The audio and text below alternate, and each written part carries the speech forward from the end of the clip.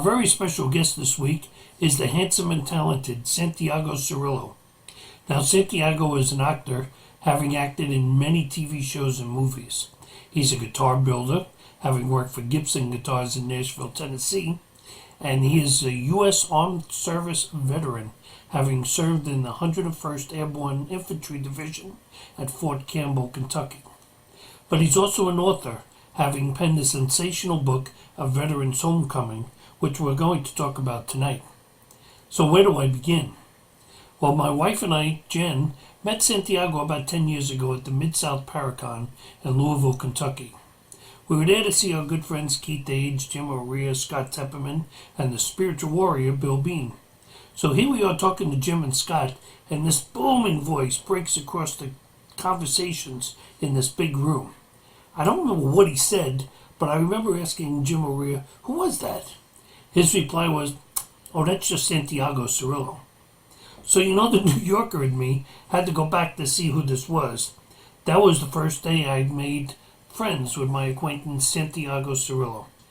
We would see each other at Paracons throughout the tri-state area here, and Scarefest when he made Rosalia. See, Jen and I are great friends with Elena and Chris Magid, who directed the film, most of which was filmed at Pottstown School in Middletown, Ohio. In fact, at a Mid-South event where we had Robbie Thomas and his wife, we all went to dinner in Kentucky, as well as visited his film company's office. So, last time we saw him was in Fort Wayne at a Paracon, and we even had dinner together at some Irish bar or restaurant. In his boots, people recognize him from Nashville, as well as The Walking Dead. After reading this book, I'll always remember the veteran, Santiago Cirilo. So sit back and enjoy the podcast with the impressive Santiago. Santiago, how are you? There you are. Thank you for joining us tonight on our show. Yeah, buddy. Hey, that intro made me feel like, dude, I felt like I was in the Oscars getting ready to get an award, dude. That intro was off the hook. Made my nipples hard. Hey, there we go. Okay, you're the first guest that the nipples have gotten hard from. So I guess I'm moving up in the world now. But it's honestly true, because I sat here and I started to think about where did I ever meet Santiago? Where's the first time we met? And I remember that it was that little small room, and you were up against the back wall, I think, with the Booth brothers were on one side, and you were on the other. And I remember you yelling something out. I saw you laugh when you heard that, yelling something out across the room. And they're like, oh, no, that's just Santiago, okay? And over time, yes, we've gotten to know that's just Santiago, okay?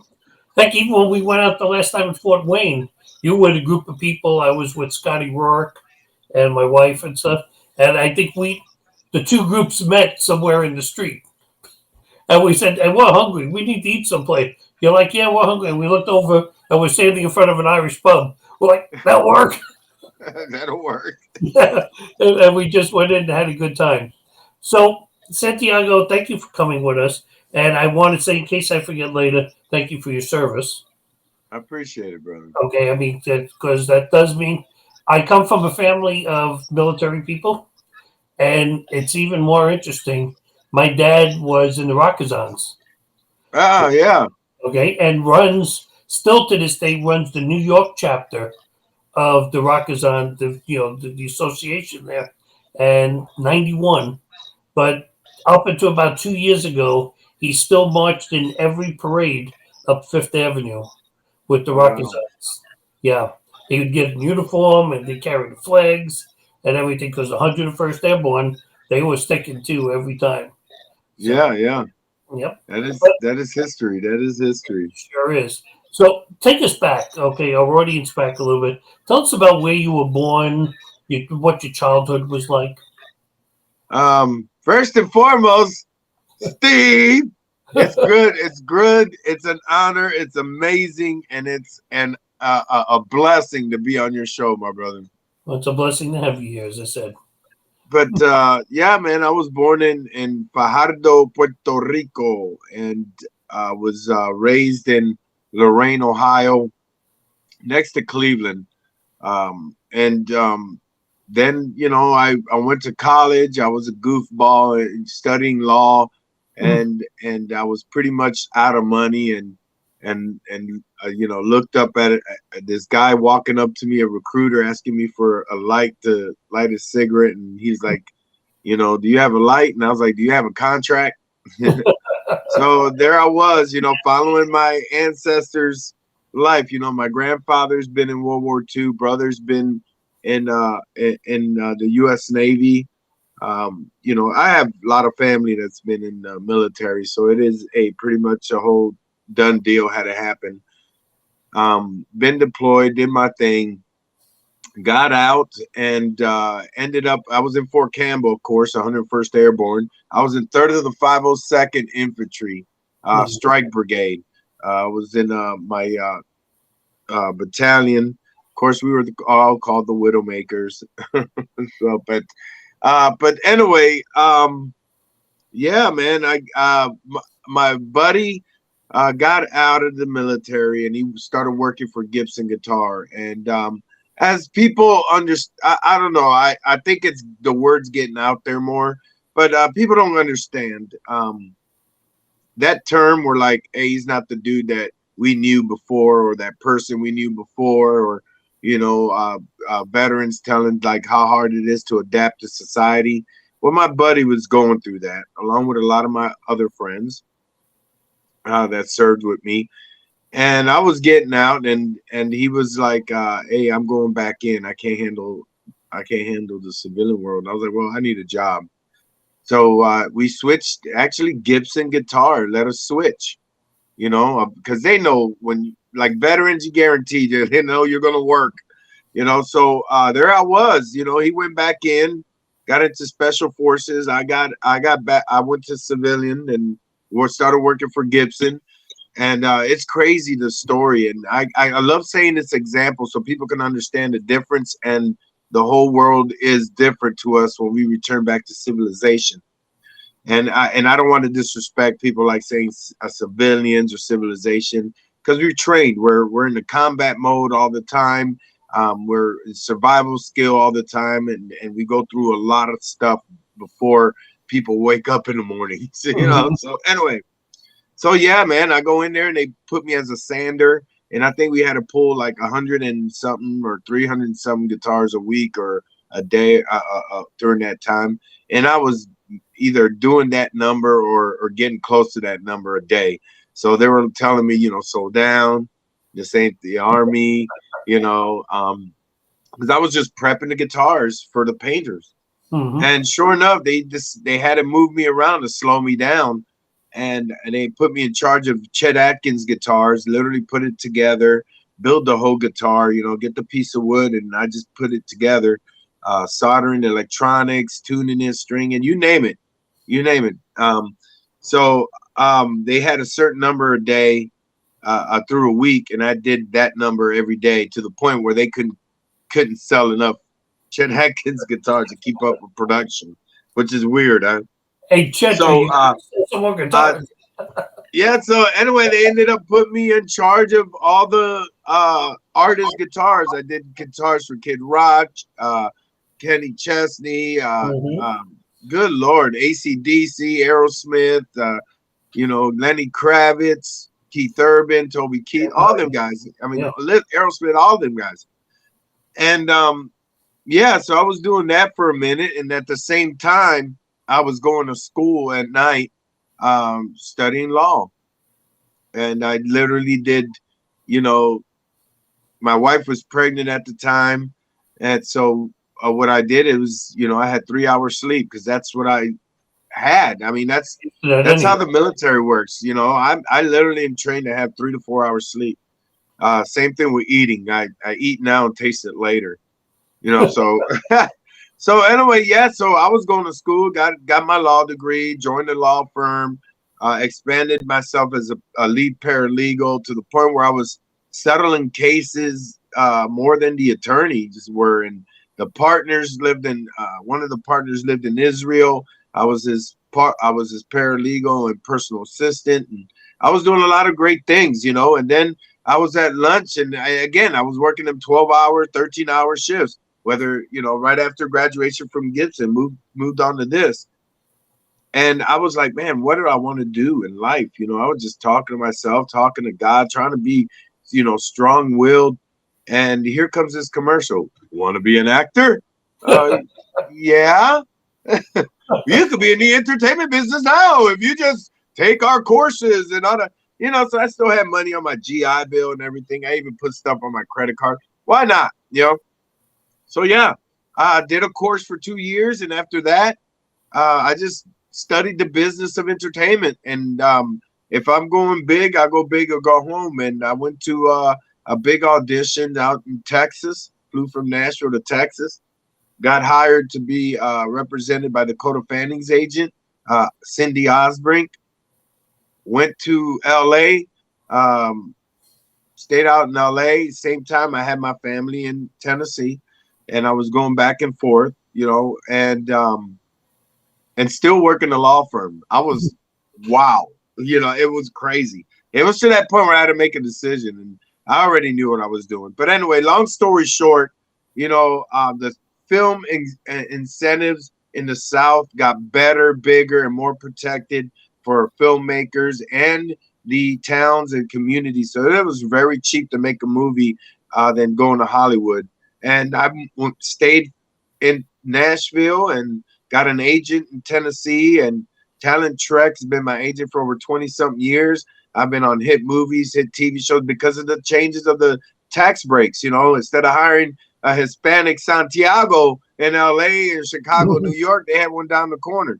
You know, so I filmed everywhere in the South, and knock on wood, you know, it grew to a big popularity with me being on great TV shows and movies, to the point now the independent film community is big because Netflix and all them StreamYards and all them guys, TOBY, all I can name them all, and even future ones that are getting created are picking up like the old school, like Blockbuster. They're getting all the B movies and filling up their library because they know if they pick, you know, because these main actors are either doing union or non-union, and they know if we do a movie for whatever money or we're investing money, that's gonna go because our name already carried from working on X-Men, working on Walking Dead, working on, you know, so knock on wood, man, I'm involved in that, and along with doing a lot of paranormal, of course, investigation. I'm in the paranormal world, working on TV shows and stuff like that, and movies with that, and horror.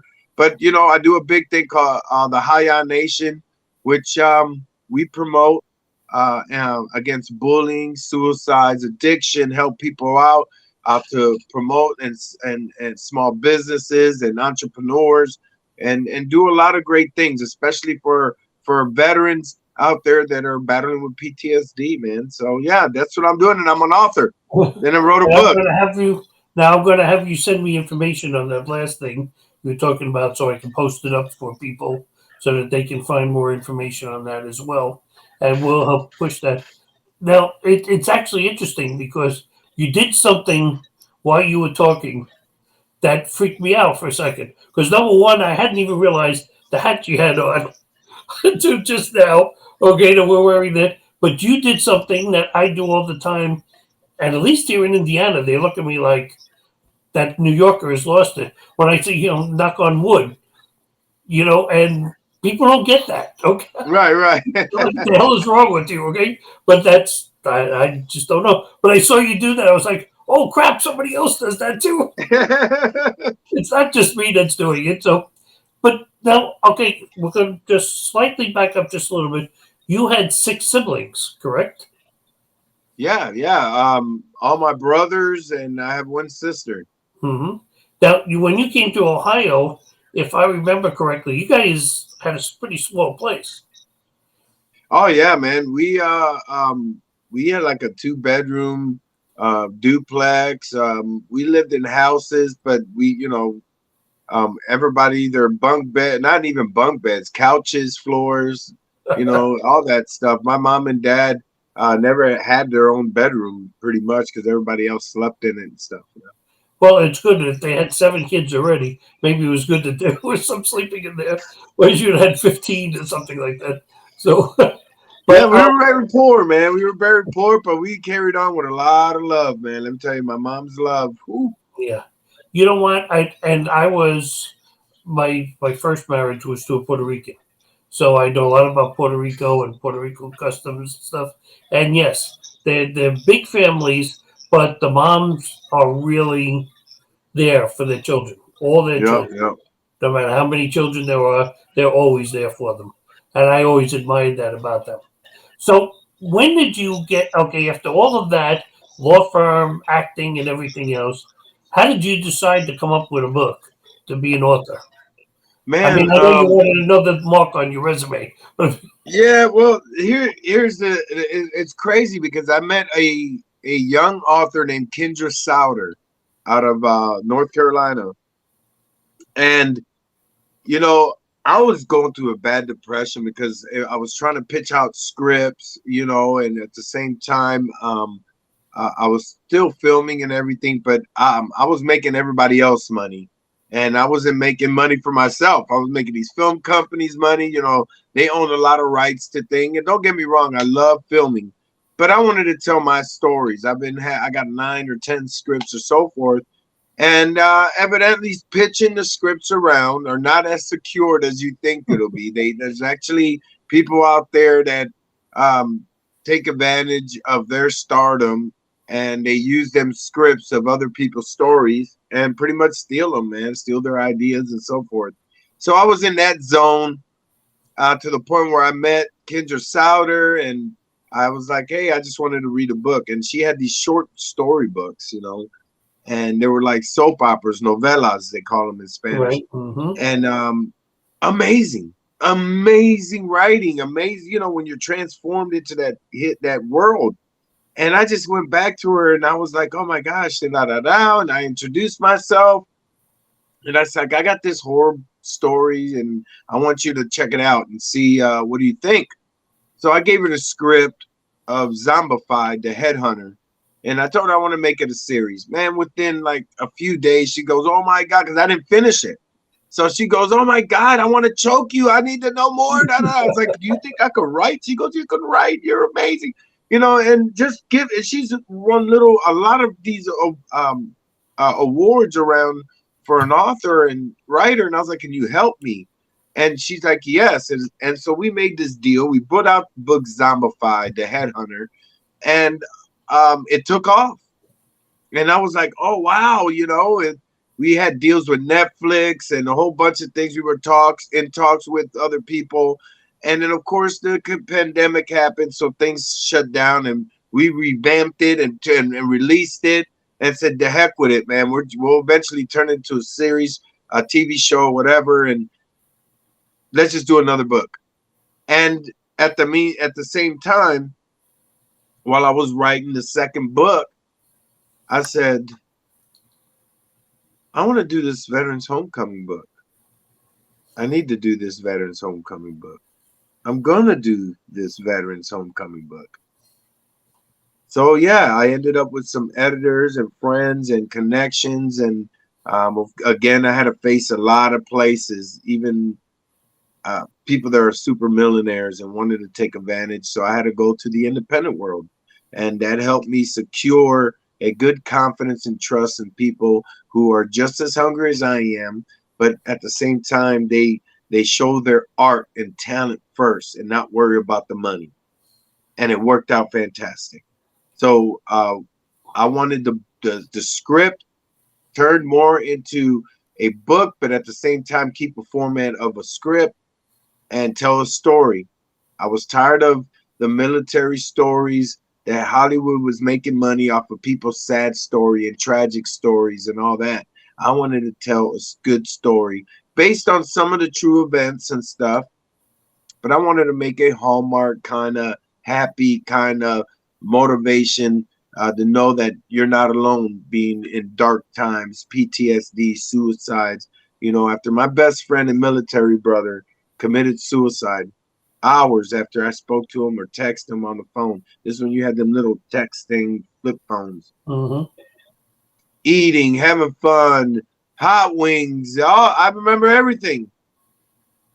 Next morning, his a friend of his wife calls me and gives me the news, you know, and I about flipped. I yelled. I threw the phone. I freaked out. I mean, every piece of freaking guilt, like it's all my fault. I let him down. I'm gonna just. I could keep on, you know. At the same time, I was going through depression because my mom was dying of cancer, and as you know, moms in these big families, Italianos, Spaniards, uh, Greeks. I mean, I could go on with the whole connection of the Spanish community and attachments, you know, through our history. And but they're our mama. It's our mama, you know, our mom, you know. And so here's the deal, you know. My mom, my best friend commits suicide. A week later or so, my mom dies of cancer.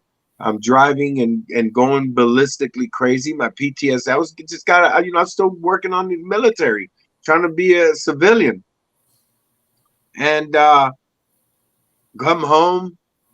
My dog, my family dog's best friend, man's best friend, farm dog, because we got a lot of land. A wind or something brought debris and dogs suffocated on a bag of chips, and there you go. That was my whole couple weeks that experience. And sure enough, you know, my mind went to another place. The history of me trying to commit suicide for being bullied and so forth hit that mark. And, you know, I created a deal. I pretty much said, you know, God, take this pain away or I'll take it away. Instead of hallelujah, amen, I screamed Hayah. And the Hayah Nation was born. So I do it everything to motivate myself, whether I'm nervous or I'm going to do shows or whatever I do. I either mumble or scream or yell Hayah, and it attached to people and followings. And I tell my story with that one word. And at the same time, I wrote this book and it got out.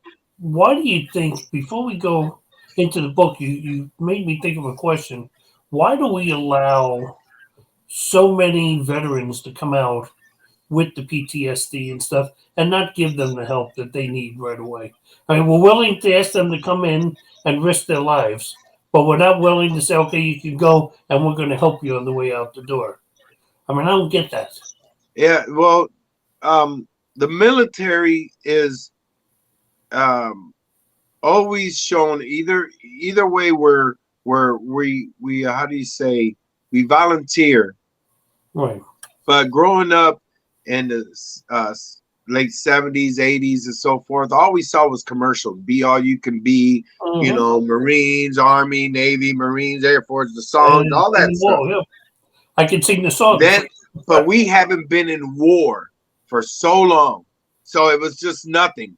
It was nothing to people. No one paid attention to the suicide rate. Everything in the media and everything was advertised in business or in top TV shows or, you know, AIDS pandemic, all that stuff, everything. And then we go into war, Gulf War. You know, we go into the Saudi wars. We go into a whole bunch of Iraqi war. We go on to all these wars and secret missions start forming and showing. People had that PTSD, that tragic, that whole deal that no one saw that because it was never, you know, people didn't understand that. Even though World War II veterans, Vietnam veterans, all these people were going through it. They either thought they were crazy, they either thought they needed a straight jackets. You know, back in the 70s, you know, funding for mental health was totally taken away. Whether it was the Jimmy Carter, the Reagan, you know, no argument. It was the government, bottom line. You know, and that part didn't know that it was highly used by veterans. That was their way to freaking get help because there was no such thing as veteran cares and so forth. So we rise up to 22 veterans a day dying of suicide, addiction on the rise, all linked to veterans. People, mental health issues, whether it's suicide or just going ballistically out killing innocent people. I could go on with a lot of stories. Bottom line is, it is always seen when before we go out, before we leave to the civilian world, before we go into the civilian world. And it's never helped because there's no benefits out of it. There's no promotions out of it like they used to. When you're in service, you work. There's no counseling for it. It's the same thing as school. We get school shootings for bullying and all that. And it's because we're still in that market. Go to school, get out. I can't wait to get out. I can't wait for the weekend. I can't wait for vacation, all that stuff. And then it comes to a shooting. All of a sudden, you want to introduce people to more counseling. You want to help children do after school specials and all that. But it was never like that. But now it's getting back to that. Let's try to make more money out of something. Let's try to market something. You know, I get upset when there's shootings or tragic moments and we spend hundreds of thousands of dollars to make a monument, a water fountain. We don't use that money to help for counseling, to help young kids, teenagers, adults, veterans, elderly. I mean, it's out there, you know. If you do, the money's not going to reach the people it's been earmarked for. Okay, it does that. Think about it. You know, when you go to corporate stores, corporate America stores, and they go, hey, you want to donate $1 to St. Jude's or that? Do you understand what they do? They get that money and they write it on their tax forms as a write-off. They use your money to write it off on the tax form, and only a certain percentage actually goes to the foundation.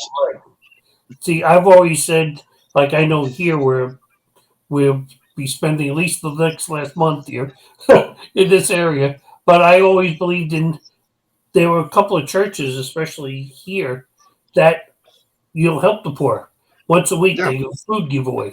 Okay, Walmart, in our Walmart here, I guess the food's still good, but after a certain date, they can't sell it. Okay, so instead of throwing it out, they come and pick this food up, and a lot of the seniors and stuff come down. And, you know, I'm a senior now. I understand.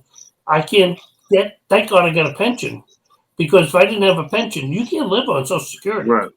The amount of money you get. I understand why these people are doing what they're doing in line and stuff. But the money, at least, if you give to the church, they use it to buy food.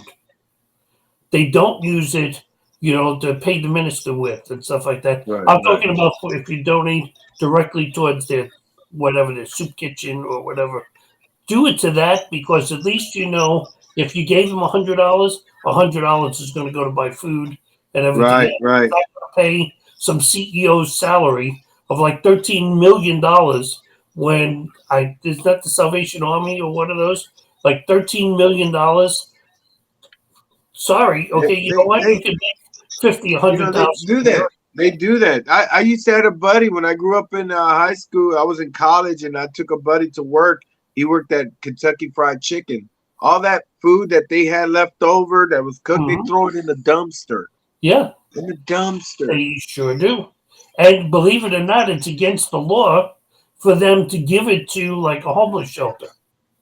Yeah, it's crazy because it's past its prime thing and they're legally liable for it. So if you want it, it's out there in the dumpster. Go dumpster dive for it, okay? It's insane. So all right, so we went off a little bit, but it was totally understand. It's a good thing. The rent was worth it. The Veterans Homecoming. So I started reading it and I didn't know anything about what it was about. I mean, I really didn't. Other than I knew you were a veteran. That's the mystery. That's what I wanted. Okay.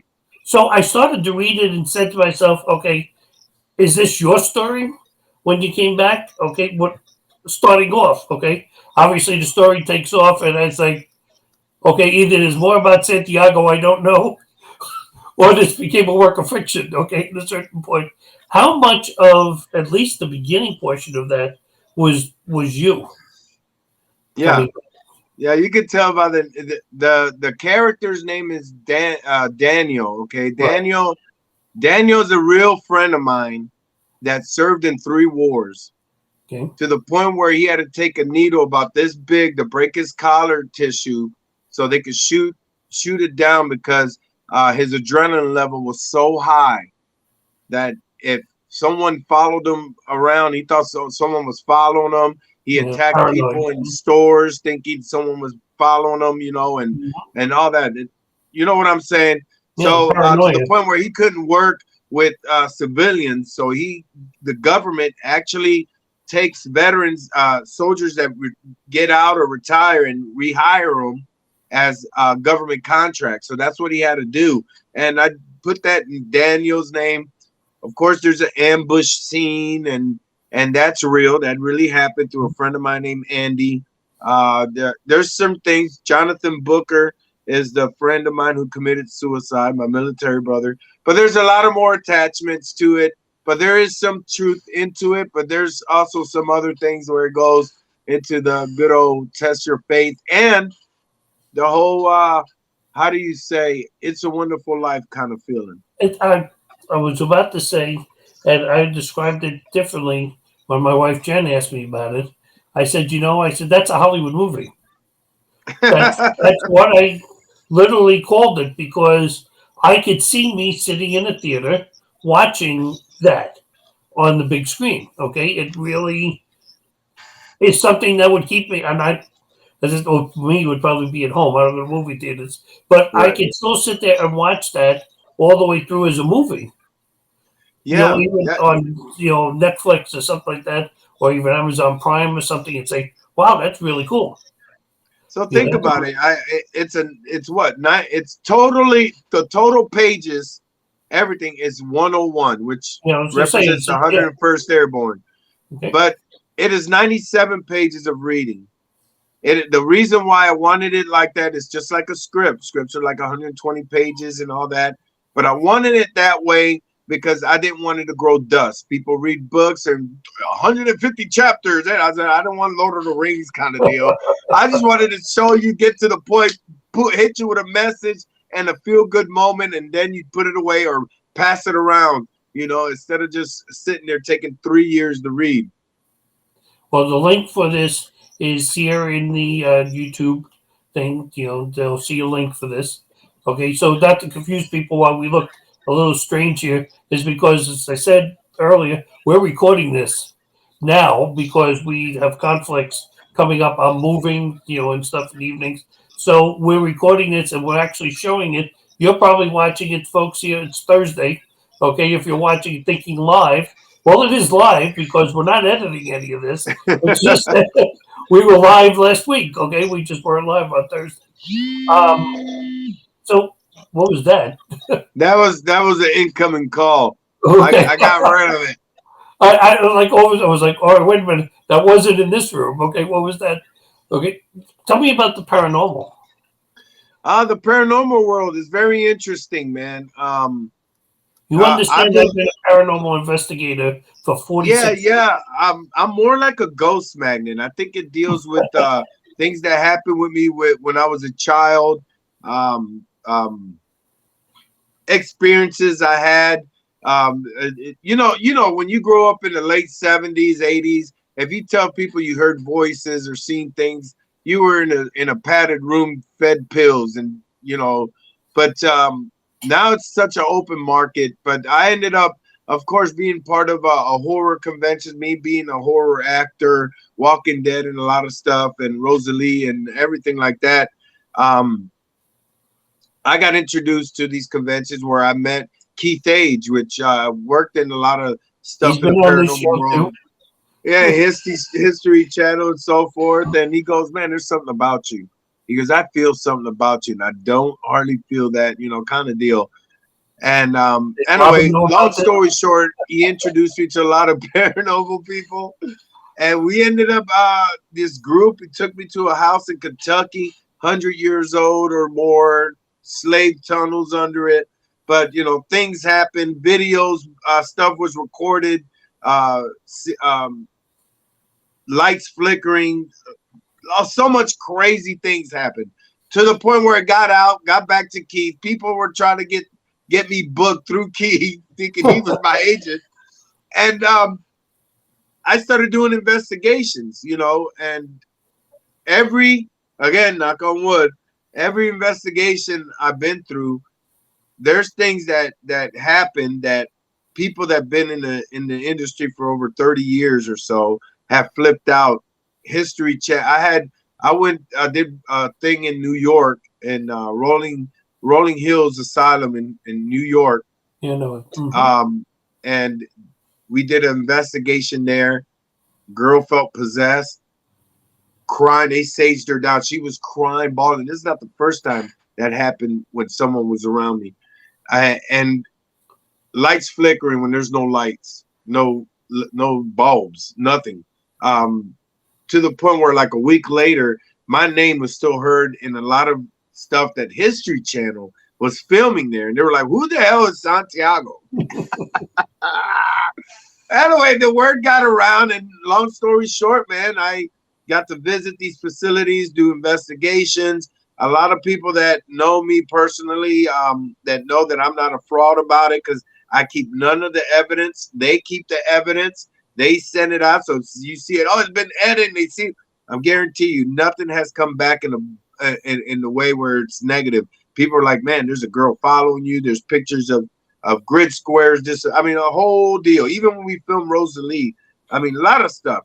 And I continued today to the point where I wrote a TV show called Smoke that we're going to be filming and working on, where it is a make-believe show about a man who's half human and half ghost. And he goes into real haunted facilities, which will be filmed in Paulding, Ohio, Paulding Jail. We're going to move around in each episode. The whole deal of it is to tell our story, kind of like Nightmare on Elm Street meets Supernatural, kind of horror kind of deal, and based somewhat on a true story. So if you want to find out the true story, if you want to visit these places, if you want to do paranormal investigations, you want to throw money into these places, you get the opportunity. At the same time, we'll promote our show. So it's a win-win for everybody, because a lot of people know these places, man, they're not government funded. These are people that own these buildings, funded themselves, may raise money themselves, keeping the history alive. We don't need no more Airbnbs. We don't need no more Walmarts. You know what I'm saying? So support the paranormal world, whether you believe it or not. Check into it yourself and know the history first before you people. That's why I got things that tell people there's a difference between paranormal and horror. Right. And you gotta know that. That's the thing. As I said, I've been doing this. This is the 46th year I've been doing paranormal investigations. Okay, I've been doing this for a long time. And when I give the presentations, everybody says, "Oh, I want to go on one," and stuff. I was like, "No, you want to be scared. So go to these horror houses if you want to be scared." Okay, because 9 out of 10 times, nothing's going to come out and go boo in your face here. Okay, you're just going to hear a voice, or you're going to see something that's not going to make you scream. I was like, if you want to get scared, you go there. If you want to really investigate, like you did, and I'll jump ahead a little bit here to Rosalia, okay, which you filmed most of in Poatstown. Now, for the sake of disclaimer, I did the website for Poatstown. I did all of Dan Allen's websites, and even Hannah House, okay, was mine too. But Randolph County, the old jail, it was all my website. And my deal with them was, and I can tell people, my deal with them was simple. I gave them the website for free, the hosting and stuff, but my team got to investigate once a year. Oh, wow. Free. So it was a trade-off, really, for it. That's a good trade. Yeah, for me, it was a great trade, because we knew there were 5 places a year we definitely were going to, and then we would travel to go to do other stuff. But you're right, it's stuff like, in Poatstown, there's enough activity going on in a place like that. Oh, definitely, yeah. I'm sure during the movie you probably had a ton of it, because it's when you least expect it is when it happens in Poatstown. What's crazy is if you've never met Chris Maggard and his family, Chris was an investigator, and I actually went through Poatstown before we filmed to look into, investigate, tour it, and then when we got there to film, I slept inside there for like almost 2 months off and on.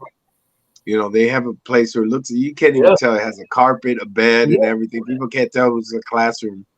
So I slept in there. Everybody else wanted to sleep in the location and everything. Like, well, Santiago's sleeping there. Where are they? And they all got attacked. It was hilarious. I mean, at that time, of course, there were the makeup artist got scratched and pushed, and they ended up getting a hotel like, a mile or so away or so. that they brought in a trailer for people to sleep out in the parking lot, whatever. I stayed inside there, nothing happened. Even the owner, I think, got hit with something. Daryl always gets hit with something. Yeah, Daryl was so it was, and then we had this investigation where I told this young teenager, I said, "Hey, man, he goes, I'm leaving. This is all crap and all that, So he didn't take it serious, and I was like, "Hey, don't break the circle, bro. I'll take you back to the green room. I can find my way." That dude was tossed about 2 feet off the ground to a wall, almost dislocated his shoulder. They had to turn the lights on to the whole place. His mom was freaking out. The kid at first was hurt, and he's like, "I don't want to go to the hospital." Then he figured to go, "This shit is real." He was excited about it. It is, let me ask you, because the thought came up, what was your first paranormal experience? Do you remember your very first one? Yeah, man. It was a house in Kentucky. We went through some slave tunnels. I started feeling buckly, like buckle. My knees started buckling. I almost started crying. I started feeling really sad stuff. We had this green light. We had these sprays because we were trying to track blood, and a whole bunch of stuff. It was some FBI kit they had and crazy stuff. And all of a sudden, like a handprint came out and like disappeared in the stone, like that, like almost like they were crawling. It was crazy. They all started screaming. Everybody started running. I don't get it. They're paranormal investigators. They screamed and just started running out. I'm stuck in this tunnel that was built, handmade, built, attached to this house that's over 100-some years old. And then we go in and they tell the voice boxes were talking to him clear as day. We want Santiago, like literally run a whole sentence. We want Santiago upstairs. Nobody else comes up.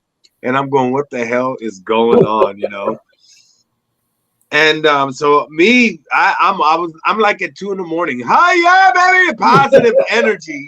I didn't want nothing negativity. I didn't want them to feed off of fear, anything. Praying that me and Jesus are tight. We're working it.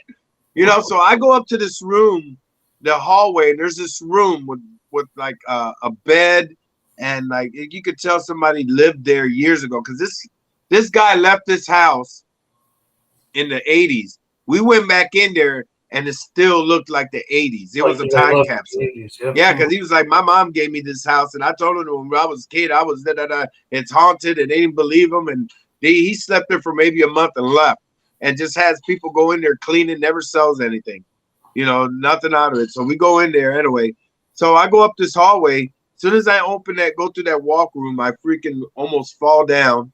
I go downstairs. I'm like, whoa, what was that? They're like, what happened? I was like, man, I just felt weird, like something went right through me and everything. Going downstairs, and they were like, you're okay? They give me water. I'm walking around, what else happened? Oh, the magnet, the electric rods started going off, and they didn't have none of the batteries or anything in it. So fast forward 3 months later, 2 months later, this lady, they reach out to me and they go, hey, Santi, I'm going to show you this video. Like, we're all freaking out right now. And it's this little girl coming down with me from them stairs, holding my hand in an old pilgrimage outfit. I mean, they had 3 companies that confirmed that it was a legit video. Now, you have children, correct? Yes. Okay. Do you have a daughter? I have a daughter. Okay. Because usually what happens, I've noticed with spirits, is, especially with children's spirits too, they attach to a parent figure that they know that they can trust because they know you have a daughter. And that's why you'll find like the girl probably following you around in there. That's the reason for that. But then by the same token, you're on the other side, your light is so bright that you can actually draw other stuff to you. So you really need to watch both sides of that. But definitely, man. So it wasn't until you went on an investigation that you experienced something paranormal? In other words, you didn't before you went on that. No, That I never. No, well, only Keith really knows my childhood history and Mhm. stuff that I went through. Walking in the basement, and you know, old days when they had boiler rooms, kind of deal in the basement. Walking through cemeteries. I used to sneak out at night. I used to be. I was like maybe fudge 14, 15 years old kid sneaking out at night, you know, out in the streets and hanging out with older people, freaking cleaning, hanging out at bars when I was a kid. I mean, I was crazy, you know, and my I dad was a cop. experienced. I So wasn't. you know, them days you can sneak cross through people's yards and everything. Well, I was crossing through cemeteries and hospitals and asylums, and all that stuff started hitting me one on one. You know, where you know, not like I would again. I'm so protected where nothing attached me. You know, and but I felt presence. I heard voices. I seen things. You know, and but I never carried it out. Now here we go going into this house, and they brought it all back and continues to do it everywhere I go, man. See, I used to, with my stuff, I worked for a church, a Catholic church, and I was the organist for them, but I also was into rock music. So there was a piano down the hall, and I had keys, and yeah, I was playing my Elton John stuff, and Eric Clapton's songs and stuff, and I had a band. But I was playing one night by myself on the piano, and guy who was the maintenance guy walked by, Pop was Anthony, and I went, "Hey, Pop," smiled and kept walking. And I kept playing what I was playing. All of a sudden, stopped. He had died 2 years earlier, but I had Wow. clear as day walk past me. Okay, and I wasn't smoking nothing. Okay, I was a good boy. And so I looked everywhere for him and couldn't find him. That's So crazy. about a month later, I was going downstairs to the basement where we kept our stuff. There was these little rooms, and all the lights were on, and I heard stuff going on in the workshop, which was next to our room. So I go down to this little stairwell and a little hallway, and I walk down this little hallway, and the lights are on in the workshop, tools are out, but nobody's in there. And I'm like, all right. So I got chilled just now. First paranormal investigation started then because That's that next night I spent like 6 nights in a row, not all night, but hours sitting in the dark in my room, which was next to it, listening with a flashlight and stuff, so that the moment something would start, I hear noise there, I'd get up and run in with my flashlight, to try to look that's around good. to see what it was.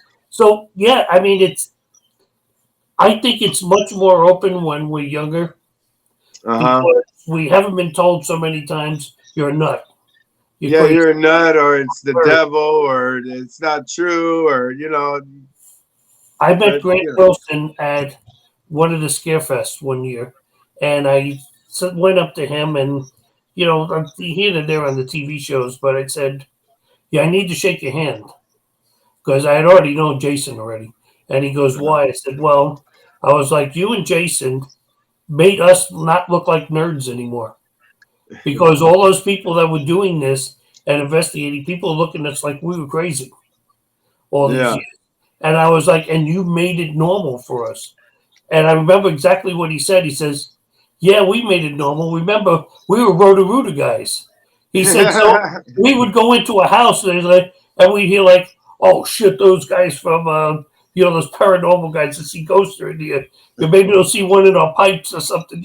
I mean, he said the stuff that he used to hear. Yeah, See, and I that's get too it a funny. little bit.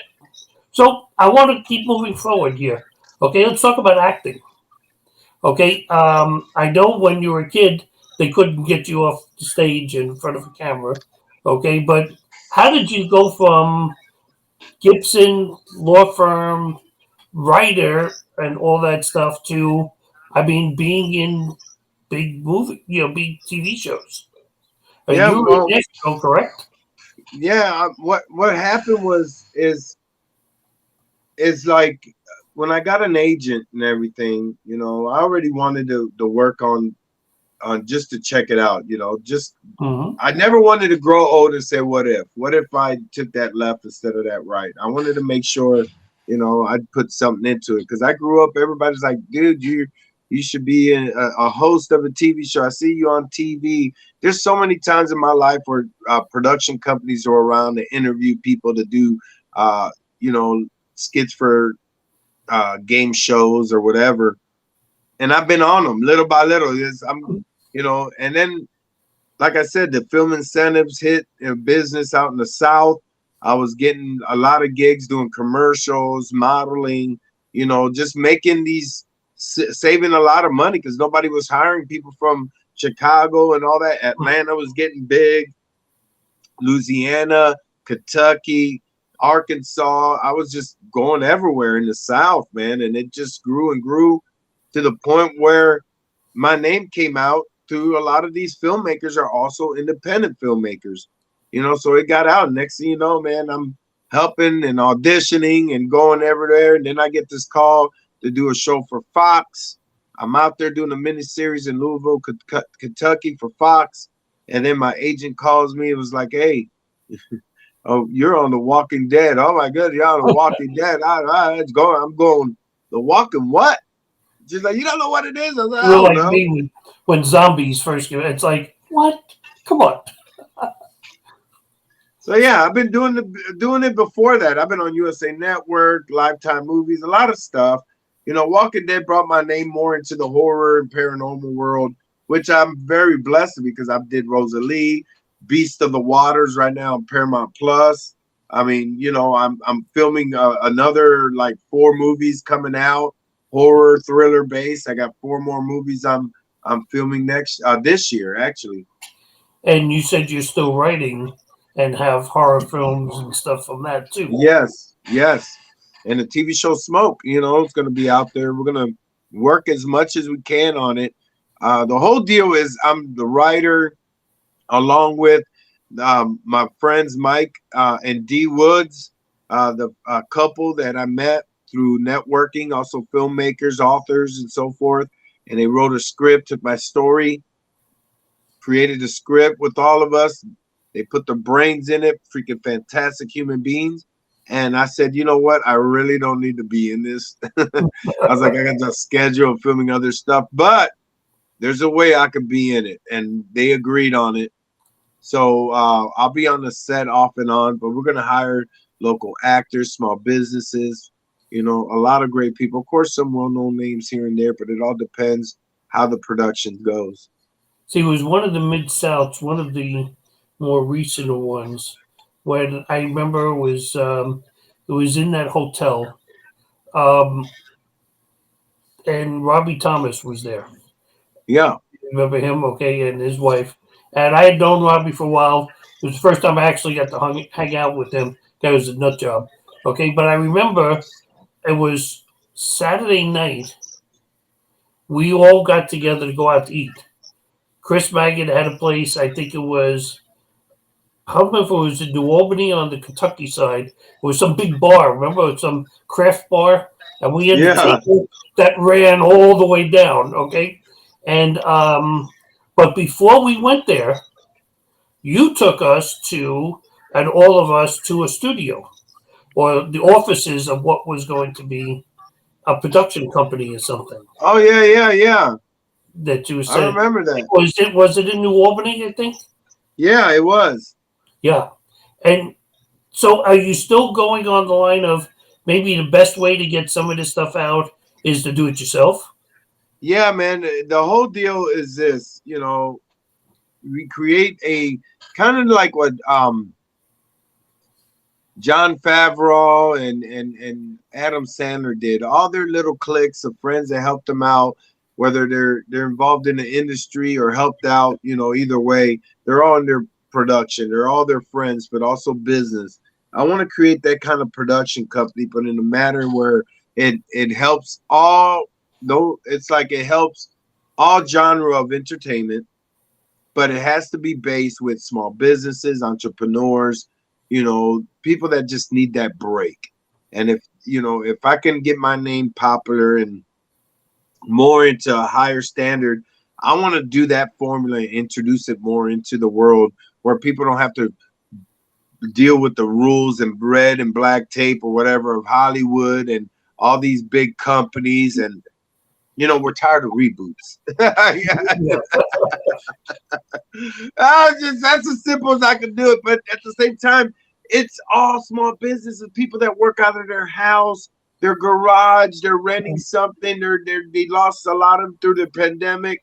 Whether it's a shirt maker, a designer, a filmer, an editor, a guy that does toys and 3D printing. I'm into all that, and I got a lot of great people involved in it. And that's where we want to take it off. But it doesn't work unless everybody works together. Right. And you know what? It has to be done.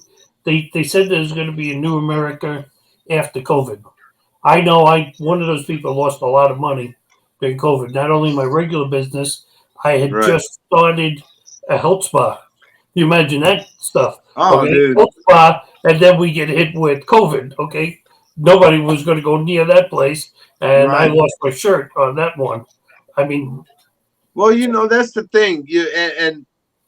And we're scared because when it comes into something like a pandemic or a thing with like suicide and addiction, fentanyl, overdose, I could go on heroin, everything.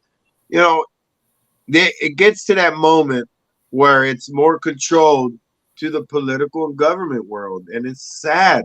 We're getting close to a election year. This one pass was just a taste of it. Look at the crazy shit where people say, hey, the voting machines, or we had to go to different places to vote, or this left and this right didn't agree. And it's just constant bullcrap. Now we're entering a presidential election. Last time we got hit by COVID. What the hell? Hopefully it's I just don't want nothing that I have to shit my asshole out. And I don't want no diarrhea. I don't want shit or vid. I don't want shit or vid. Or ass cheek vid. I just don't want, because you think it was bad COVID not having toilet paper. Imagine if you get something that comes out of your asshole that's a vid. Well, let's put it this way. There is a recession about to happen. Every economist says it's about to happen. And I actually was reading where Walmart, Target, and a few of these big stores have cut like almost billions of dollars worth of orders. So they're going to create an almost artificial shortage again of things. Because really, there was no shortage on toilet paper. There wasn't like people just stopped making toilet paper. Yeah, that's exactly right. There was toilet paper. It was just that we weren't getting it, is what it came to. Isn't it amazing? Once a week, there was a big supply of it. Okay? Yeah, then you get these idiots that are probably paid. Hey, man, just fill your card up with toilet paper. You support our company and corporation. You know how many people I know that are still probably using the toilet paper they bought from back then. Dude, it's all it is. That's why I tell people, you be wise, market, manage your money. People think that when I talk to people that are involved, that got money or some kind of savings or stuff, I tell them, invest in it wisely. Invest in something you like. Do small investments. Just because it's the word investment or the whole stock market, people think you got to have hundreds of thousands of dollars to invest. You don't. I just did a movie with my friends in Jonesboro, Arkansas, called Slaughtery. And COVID changed a lot of things in it. And people are like, man, you probably are losing a lot of money. No, we made it for like $5,000. We're gonna sell it freaking on opening night at a theater. We're gonna make $5,000. Then we've got DVD sales, and now the great part of it is I'm hooked up with some 3D printing guys. We're gonna make action figures, and that goes with all the other projects. So you gotta be smart with your investment and know who and what and where. The whole noun of what you're gonna be invested with. If I come up to you and said, dude, I'm gonna make a TV show Smoke. We need $60,000, but I'm taking investors for $5,000. We might or we might not use your money, but if we do either, we're still keeping you in the investment. How's that sound? Oh hell yeah! No, it sounds great. And I tell them exactly what it is. The worst case scenario is you're getting your damn money back.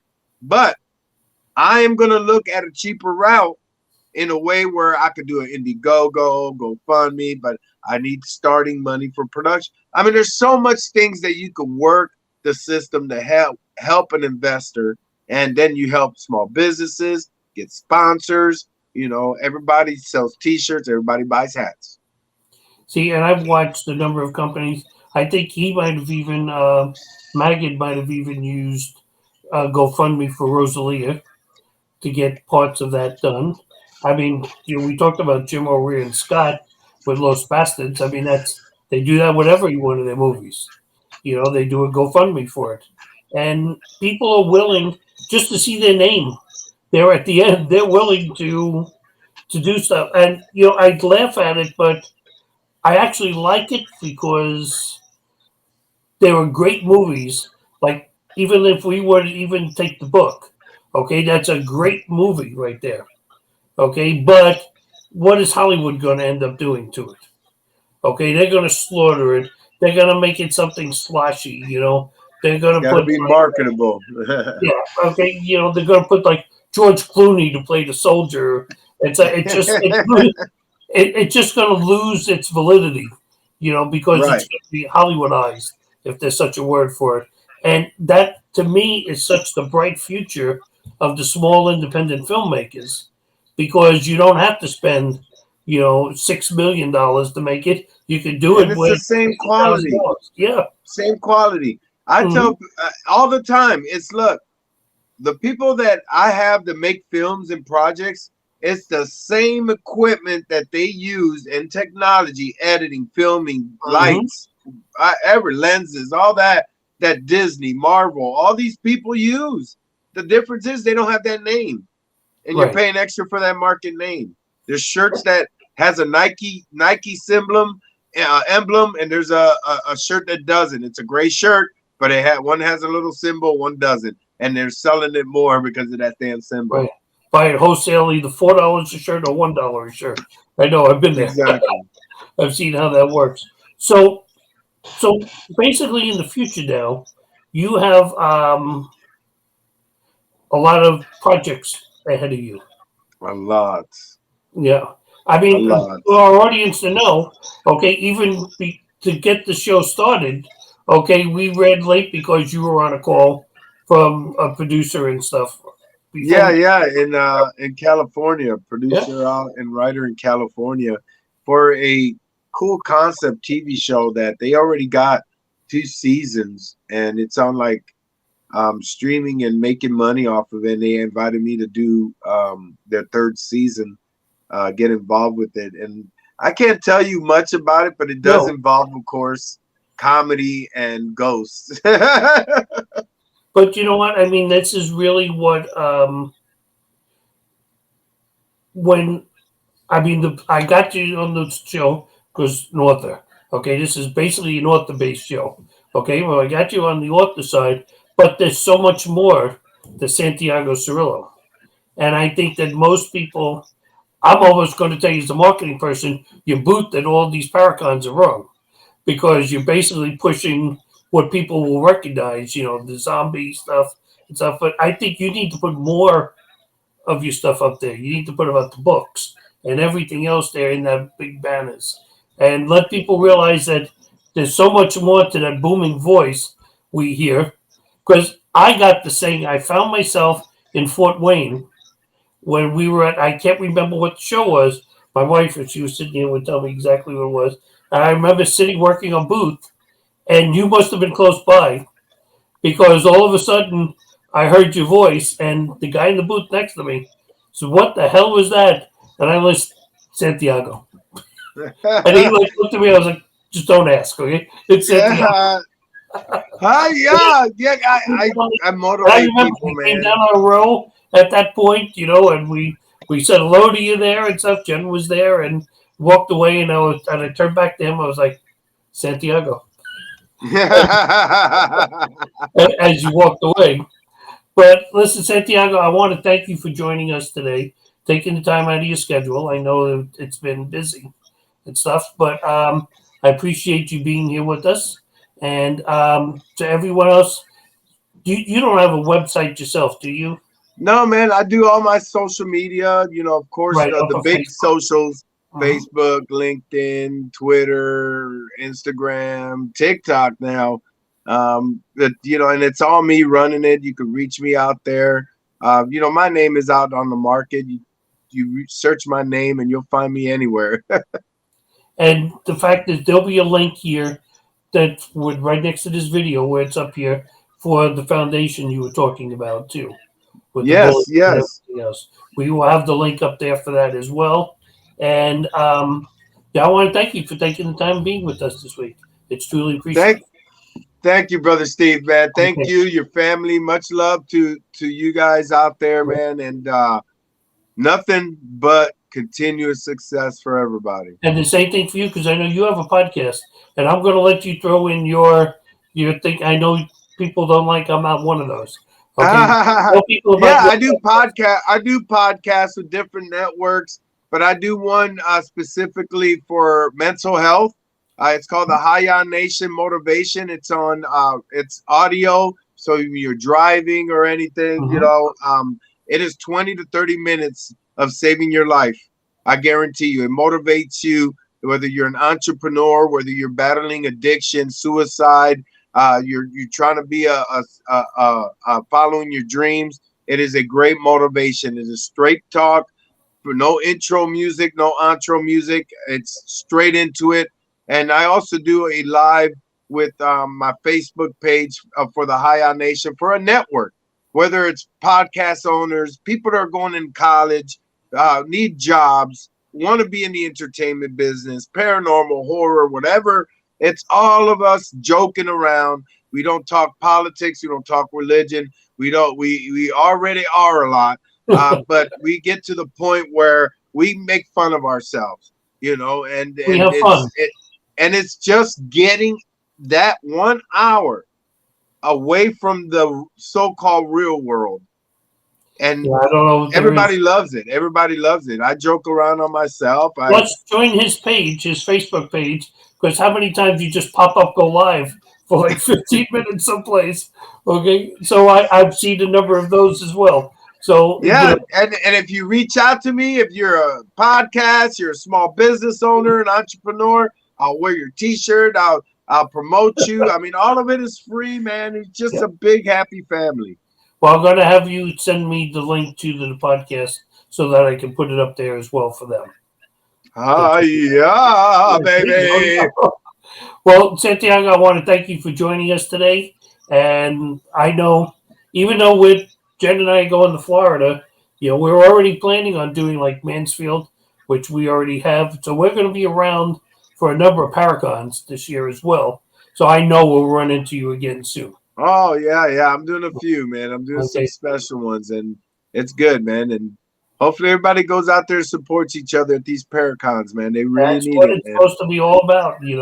Come out, have a good time, and get a good laugh with all of us.